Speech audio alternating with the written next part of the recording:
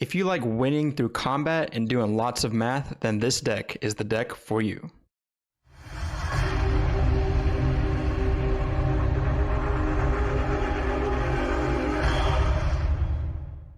Welcome back to the Brothers War EDH. My name is Ryan, and today we're going to be going over Sovereign Okinec Ahau. I played this deck on our Lost Caverns of Ixalan gameplay.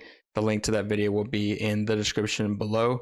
I also want to ask before we begin if you can please subscribe to the channel, like the video, turn on the notifications. If you know people that want to build this deck, show them to this video. I'm gonna try to go over my version of the deck, and if there's any other ideas that you might have for this deck, or if there's a different route that you might have went, let me know in the comments. That would be great because I would love to see how other people are building this. So with that being said, let's get into it. So Sovereign Okinec Ahau is a 4-mana creature, 2 1 green and 1 white, legendary creature cat noble. With Ward 2 is a 3/4 that reads, whenever Sovereign attacks, for each creature you control with power greater than that creature's base power, put a number of +1/+1 counters on that creature equal to the difference. So let's take Sovereign for example. Let's say you buffed Sovereign's power by 3, making it a 6/4, and then you attacked with Sovereign. Basically, you would put a number of counters on Sovereign for each counter on it above its base power. So in this case, it would be 3 because 6 minus 3 is 3. And what's good about this is not only does it do itself, but for each creature that you control. So every creature that has more power than its base power will get that many counters equal to the difference. So when I was making this deck, at first I was like, okay, well, let's do some interesting +1/+1 counter synergy. Let's do creatures enter the battlefield with more counters on them. Put X counters on creatures you control. I'm making it kind of like a +1/+1 counter deck. But then I wanted to get a little bit creative, so I thought about making my version of this deck an elf tribal deck. So going to the overall game plan of this deck, with it being an elf tribal deck, basically you want to play a lot of elves. You want to ramp into your elves because I'm playing a lot of mana dorks in this deck. Then you want to play your lords. In this case, we have cards like Imperious Perfect. We have Elvish Champion. They give elves +1/+1. Then you want to play Sovereign. And then with all of your elves being buffed up so much, so when Sovereign attacks, basically your creatures will get a ton of counters on them. So you'll be getting the buffs from the lords, and you'll be getting every single turn, if it goes right, +1/+1 counters on your creatures with Sovereign's ability. In this deck, we're basically playing as many of the elf lords as we can find because, it's an elf deck, so you want to be able to get as many as you can. I've already mentioned Elvish Champion, Imperious Perfect.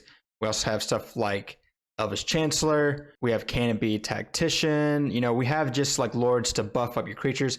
And the more lords you have, the bigger your elves will be. So then when Sovereign attacks, all those counters will be put on each of your elves. During playtesting, when I played this deck, I was getting as much as, +2/+2, +3/+3. Then when Sovereign attacked, all of my elves would get 2 or 3 +1/+1 counters, and plus the buffs, you're looking at your creatures being, 5/5, 6/6, 7/7s pretty quickly. Basically, the majority of my creatures are going to be elves. I play, cards like, Allosaurus Shepherd for the protection from counter spells. I'm also playing some elves that make tokens, like Elvish War Master right here. Imperious Perfect also makes the token, so that's a really good one. And there's some other cards in this deck that also make tokens as well that I will go into. Like what I said before, I'm playing a lot of mana dorks in this deck because I want to have a lot of mana to be able to continually chain out more creatures and eventually get into my top end. So cards that also synergize with +1/+1 counters like Gyre Sage is really good for this deck, as well as Incubation Druid. Some other cards that also deal with +1/+1 counters, I have Arwen, Weaver of Hope in this deck. When Arwen comes onto the battlefield, if you already have lords, let's say it gets +2/+2, basically each creature, what's cool about this card is that it's each creature and not each elf. So basically creatures will enter the battlefield with just extra counters. And so, if R1 is like a 5/4, your creatures are entering with 4+1/+1 counters, which gets pretty crazy. Another really good card in this deck that also synergizes with +1/+1 counters, funny enough, is Champion of Lambhold. Creatures with power less than Champion of Lambhold's power can't block creatures you control. And then whenever a creature enters the battlefield, you put a +1/+1 counter on Champion. So not only creatures entering put counters on this, you're also putting counters on it with Sovereign and through some other means like Arwen, for example. Marwyn the Nurturer also synergizes with +1/+1 counters as well. Another theme of this deck is big mana, so I have Marwyn, Circle of Dreams Druid, Elvish Archdruid, all these creatures make tons of mana in this deck. And it really helps because you'll be able to get, like I said, to your top end, and you'll be able to cast more creatures, when you're drawing cards. Also, Priest of Titanian here. There's just so many ways to make a lot of mana in this deck. So I have a lot of creatures that draw cards in this deck as well. Leaf Crown Visionary is a really good example. Cutsil Malamute Exemplar is another new card from Lost Caverns of Ixalan. And what's cool about this is it also doubles as half of a Grand Abolisher. Most of the time, your creatures are going to have power greater than their base power, so then this turns into another Toski or Frostfang, which, by the way, I do play both of those because we're a creature deck and we want to draw cards. Beast Whisper, you cast spells, you draw cards, really good. And obviously Regal Force is one of the best green creatures for drawing cards. So there's also some lords that take a little bit of effort to get into, but if you're able to get them really going, it really buffs your creatures out a lot, like Draga Warcaller right here. The big mana aspect of this deck also lets you be able to do stuff like this. I've been able to multi-kick Draga Warcaller a few times. So Draga Warcaller comes in with all those counters, and then you attack with Sovereign and you basically double them. This is one of those cards this is why this is a very big part of this deck, is the math. Not only do you have to keep up with the buffs that your creatures get, but you also have to keep up with the number of counters that they have, and then with Sovereign's ability, how many more counters are getting onto your creatures. So it's almost like your creatures will continue to exponentially increase their counters if they're not dealt with. So when you attack with Sovereign multiple times, or you have multiple lords, it's not always going to be, oh, well, this turn I'll put 3 counters, and then next turn I'll put 3 counters on it. Basically, it's going to continue to go up exponentially. So let's take Llanowar Elf, for example. Let's say I had Sovereign out, I had 1 lord, and let's say Llanowar Elf had 3 +1/+1 counters on it. So Llanowar Elf, it gets +1/+1 for making it a 2/2, and then it has 3 +1/+1 counters on it, making it a 5/5. So then when you attacked with Sovereign, it'll get 4 +1/+1 counters because 5 power down to 1 power is 4. So then your Llanowar Elf would then get 4 counters, then making it a 9/9. So then on the next turn, when you attack with Sovereign, then you'll be putting 8 counters on it compared to 4. So in the gameplay, I was trying to maintain the counters, and that's why if you're really good at math, you're really gonna like this deck. But it might be a little bit too much work for you. So if it is too much work, then this is probably not going to be the deck for you. So some cards in addition, more of the top end is something like Kamahl, Heart of Kroza. Just like in my Green Sleeves video a long time ago, I could throw Craterhoof Behemoth in this deck, and it would have been fine. But I wanted to do something just a little different, and I really like Kamahl because at the beginning of combat, you're basically getting the free +3/+3, and if it stays on the battlefield the next turn, it's almost like every single turn Kamahl will continue to increase your creature's power by +3/+3 when you attack with Sovereign. So it's a really cool card in this deck. Also have Azuri in this deck, really good for this deck because it regenerates elves and it's overrun on a stick. Plus with the big mana, your creatures can just get very, very big. I mentioned Cutsil's ability for your opponents not being able to cast spells during your turn. I do run stuff like Grand Abolisher in this deck, and for some more protection, I run Shalai, Voice of Plenty. Hey y'all, what's going on? This is Ryan from the future. I realized that after I edited this video that I was using the wrong version of my list.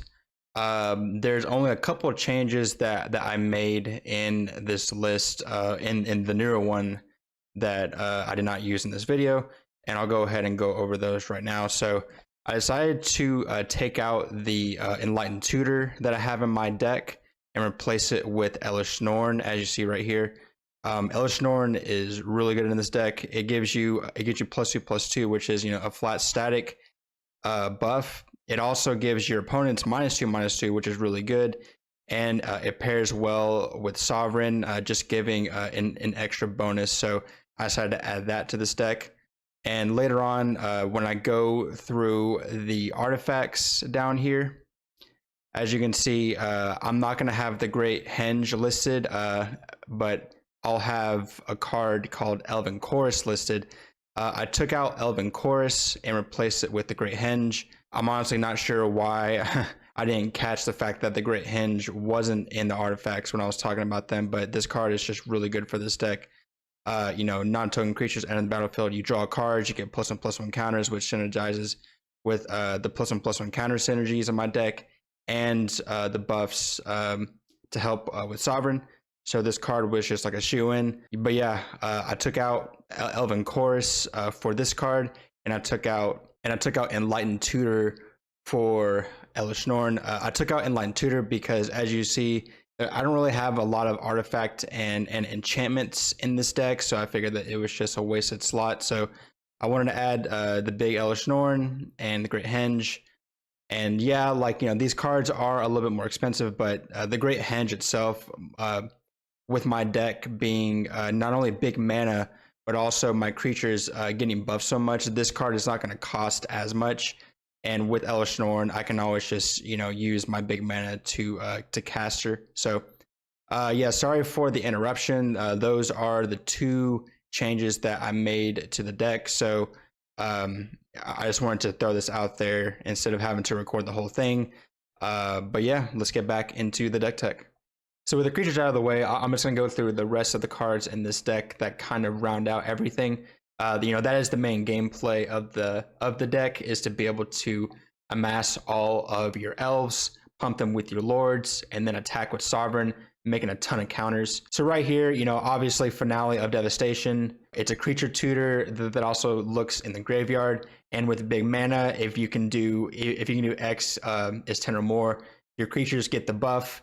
And just to add on to that, if you had Sovereign, you're basically doing +10/+10. You attack, and then they get that many counters equal to the difference. So it's a very, very big swing if you can be able to get X is 10 or more. Obviously we're playing our Vanquish the Horde, Tragic Arrogance cards. What's great about this deck in Selesnya is that predominantly my deck is green, but I get to play some white cards that are just really good. Tragic Arrogance, I think, is probably one of the most slept on board wipes in all of Magic, in my opinion.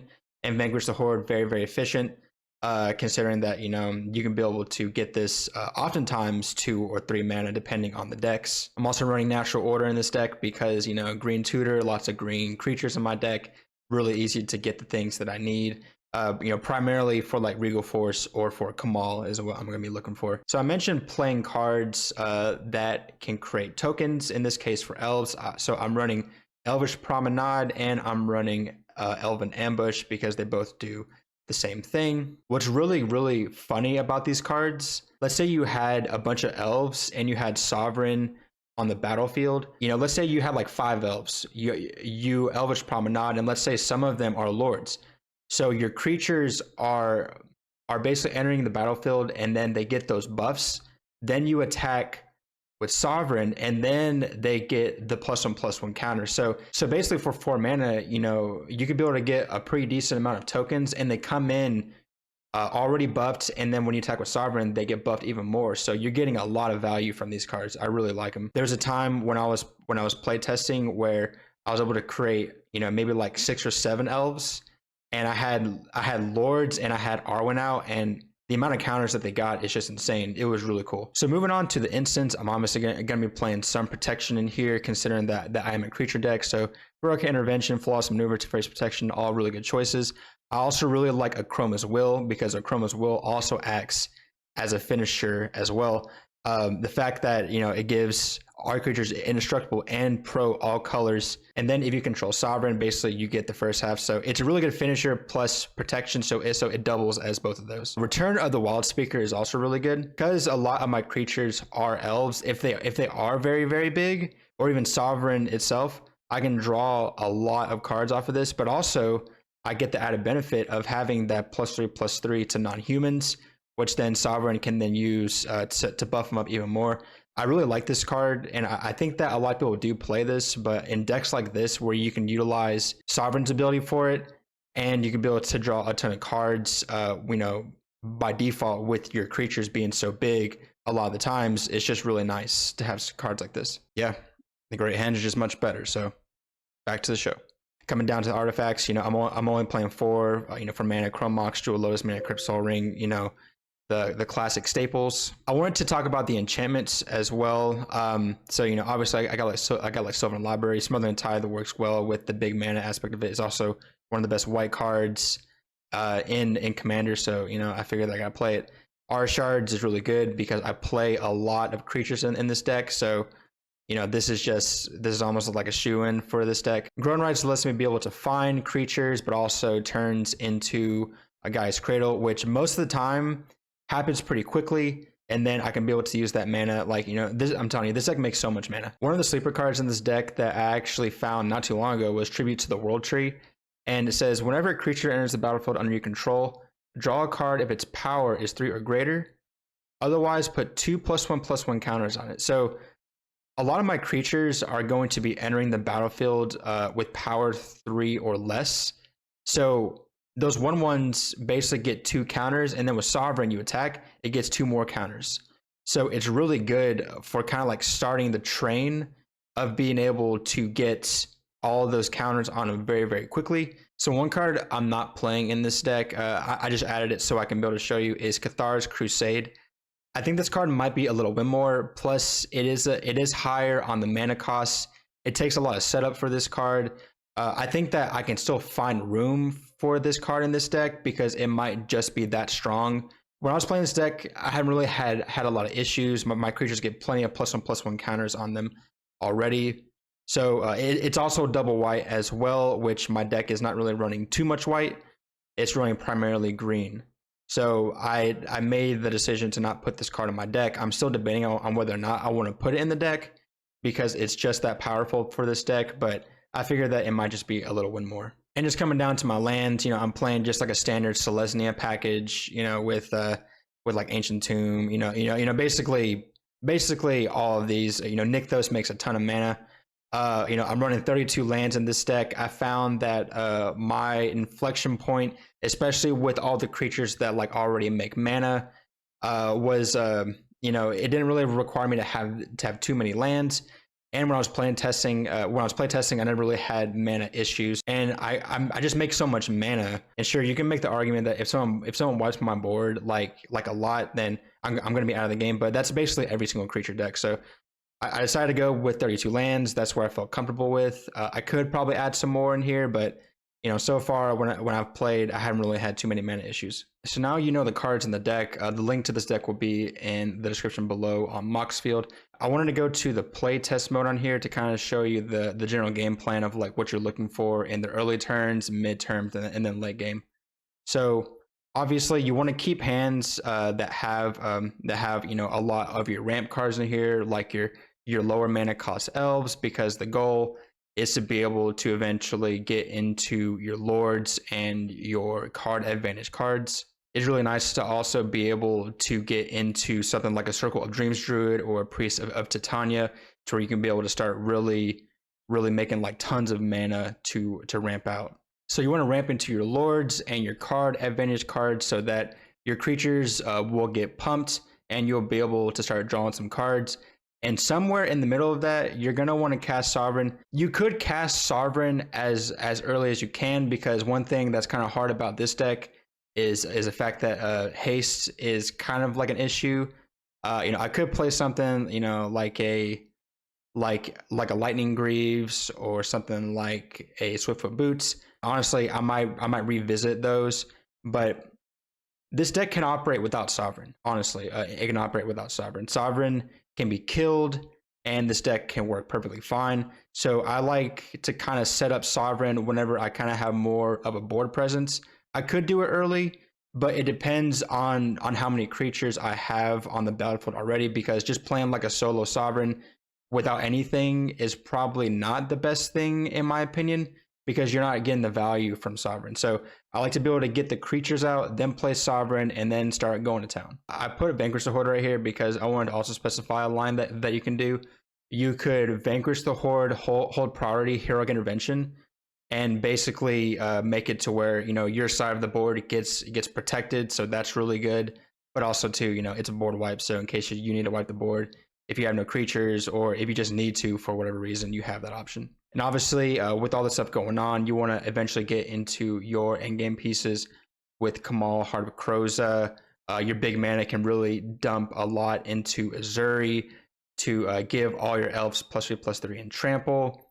You know, Regal Force draws you a ton of cards. Champion of Lambholt offers your deck the ability to not be blocked. You know, if Champion is just very, very big. Also keep in mind, you know, to make a lot of tokens in this deck, you know, the cards like these can be kind of hard because they are setup cards, but they pay off very, very well, especially, you know, when you're putting a lot of those tokens, and then they can get big with your lords. And, you know, they help stuff like, you know, your Regal Force, your Priest of Titania, your Circle of Dreams Druid. It helps all those as well. So one thing, like I mentioned before, the math is a very, very important part of this deck, because you got to see how many counters your creatures have for their overall power and toughness, and then you got to factor in like the counters you're getting from Sovereign, and the buffs that you're getting from your lords. I try to do it in my mind, but you know, it is a lot to keep up with. So something that I found that helped me personally was to have you know, different sets of like dice or like tokens to represent things to the side. So obviously with your creatures, you want to be able to give them you know, the dice to represent their power and toughness. That's a given. And then to the side, I would have 2 other dice or tokens to help represent 2 things. The first thing is going to be the buffs that my non-lord elves get. So for example, let's say Priest of Titania was out, and then I had Imperious Perfect and an Elvish Archdruid. Priest of Titania would get +2/+2 from these, so I would put 2 counters on these. The second one would be the buffs that my lords are giving each other, because most of the time, you know, there are some exceptions in this deck. For example, like Elvish Champion, where it says all elves get this, but you know, most of the time it's going to be other elves. So you know, I have a dice or a token to represent the buff that those creatures are getting. So for example, Elvish Archdruid and Imperious Perfect would give each other +1/+1. So I would just add 1 counter here. And then if you were to add another elf into the mix, for example, like Dwynnin right here, then you would just increase this by 1 as well, and obviously increase the overall the overall buffs that your creatures are getting. Like I said before, the math is very, very important in this deck. You have to keep up with how many counters are on your creatures and the buffs, and then whenever Sovereign attacks, or if you're able to get more counters through other means, you always have to be careful with those, because you know, you might you know, misrepresent your creatures. You know, I actually did this in my in the gameplay episode, where I combined basically the +1/+1 from the counters and the buffs, and then I had a dice to represent that number on my creatures, but it was actually different because my creatures were getting buffed by lords, and they were getting and they had +1/+1 counters. So there was some misrepresentation in there. So I recommend however which way you can to make sure that you can distinguish and separate between the buffs, the +1/+1 counters, and just do your math right. That's like the biggest thing about this deck. But yeah, this is my Sovereign Okinec Ahau deck. I hope that you enjoyed this deck tech. This deck was very fun to make and very, very fun to play. Being able to get all the elves out and be able to get counters on them for pretty much almost free because of the free anthem effects from the elves, so it was really cool. And you know, I got to play a lot of the really, really good white cards in this deck. So you know, I get the protection, I get the buffs for green. You know, basically Selesnya in a package, like, you know, really, really good creature decks with protection. This deck probably can't hang in like CDH tables, obviously, but with the right build, it can be able to be a very, very good, mid to even high power deck. Some of the weaknesses, like I said before, giving creatures haste is a thing. I don't really like cards like Concordant Crossroads. I thought about putting a Crash and Drawbridge in this deck to give haste, or even something like Akroma's Memorial because of the of how much mana I'm putting in this deck. But those are really your options for giving haste, and Akroma's is very expensive. Concordant Crossroads gives all creatures haste, which I definitely don't want. And Drawbridge might be the best as far as like mana efficiency, but I'm not sure if it's worth a card slot in this deck. So yeah, I mean, really, as long as you're being mindful of the math, this deck can get really out of hand, and it's really, really fun to play. So yeah, if you happen to like this video, please click the like button. Please subscribe to the YouTube channel. Turn on the notification bell. We have all of our links in the description. If you want to talk about this deck, maybe share some ideas, please let me know, and we can be able to talk about those. But yeah, with that being said, my name is Ryan. This is the Brothers War EDH, and we'll see y'all later.